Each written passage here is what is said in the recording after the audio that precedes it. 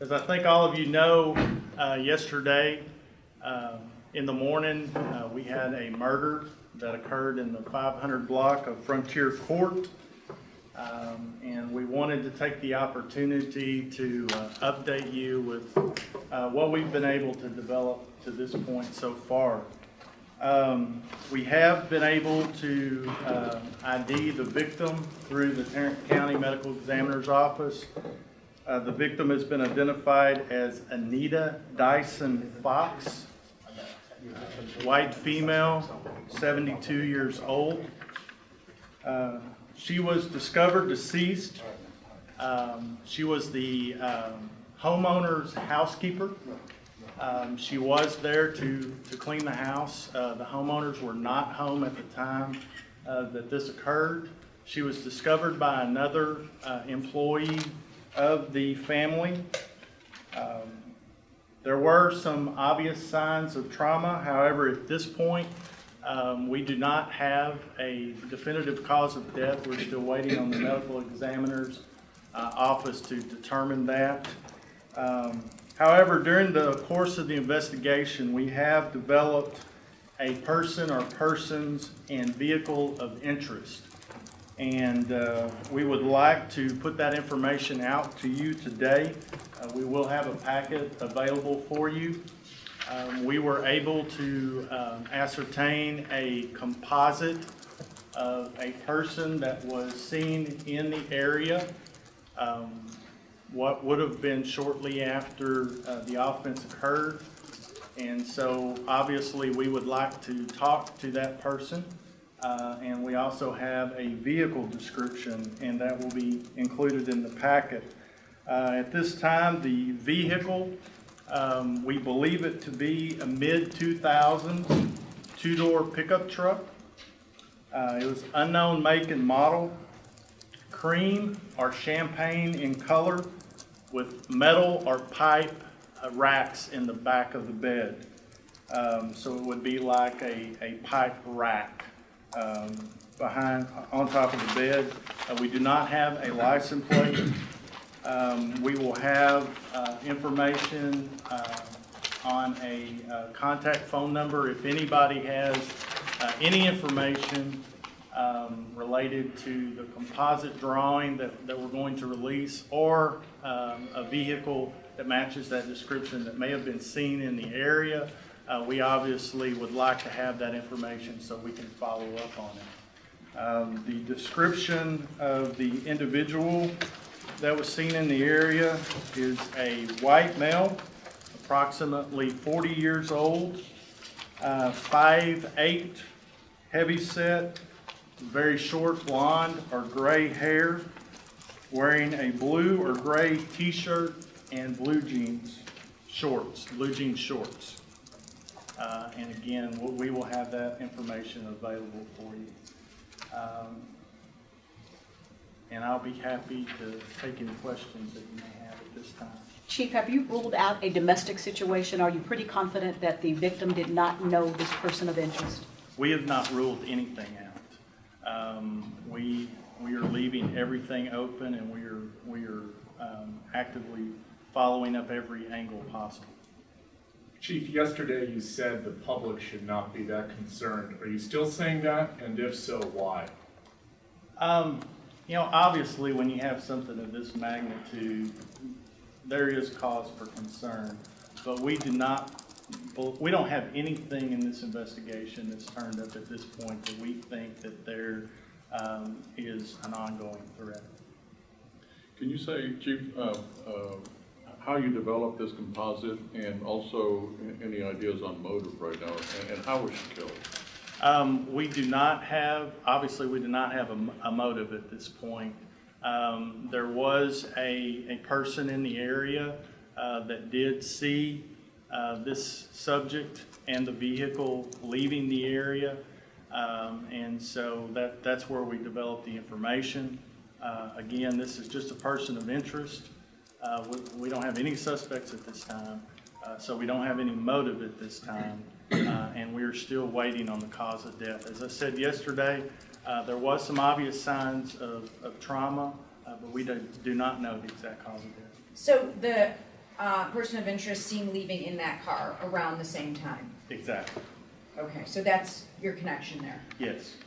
And this was just a report from that one person who spotted someone? Yes. Or were you able to glean anything from like a home security system or neighboring houses that might have had cameras, anything like that? We continue to canvass the neighborhood, but at this point, we have not turned anything in. Was there any other crime committed besides killing her? Not that we're aware of at this point. No robbery? We're still, conducting the investigation, so I really don't want to speak to that. How concerned are you that it's a 72-year-old woman? I'm concerned with the fact that we had a homicide, a murder in our city. So, obviously, our hearts go out to the family, but anybody of any age, we're concerned about that. Does it appear that the housekeeper was already in the house and this person maybe surprised her? Or did she just walk in and this person was already inside? I wouldn't want to speculate on that. We just don't know at this point. Where exactly in the house was her body found? It was in the front part of it. And this picture of her, when is this? This is the victim. When was this taken? I do not know it exactly. Okay. We've spoken to many neighbors there who tell us that they moved here because it is so safe, and obviously their level of alarm would be much greater if this is random, and if this was not something personal. Anything else you can say to reassure them at this point? I would just say that we are a very safe community, and we continue to be a very safe community. And, unfortunately, in the world that we live in, these tragic events happen, and they can happen in any community.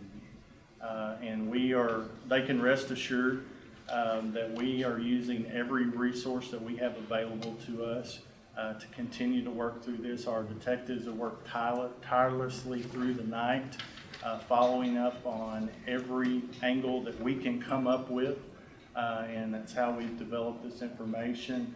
Our federal partners, our local partners, the Texas Rangers have been terrific in offering us any assistance that they can. And so, they hopefully take some solace in that we're doing everything we possibly can do to solve this crime. Chief, have you stepped of officer presence in that neighborhood? Yes, we have. How so? We are making sure all the district officers are aware of it and doing frequent patrol in that area. Chief, the man who found him, the man who found her, the woman that found her, I'm sorry. Can you kind of go into the specifics of that? I don't want to go into a lot of specifics, but what I can tell you is it was another person that was employed by the homeowner to take care of plants and was just showing up to do her work. What role do the Texas Rangers and you mentioned your federal partners, what role are they playing in this? For the Rangers, we have a ranger that works this area, works with all the agencies in this area, and is a frequent partner of ours, especially on any major investigation. He has a great relationship with our criminal investigations division and is a great partner.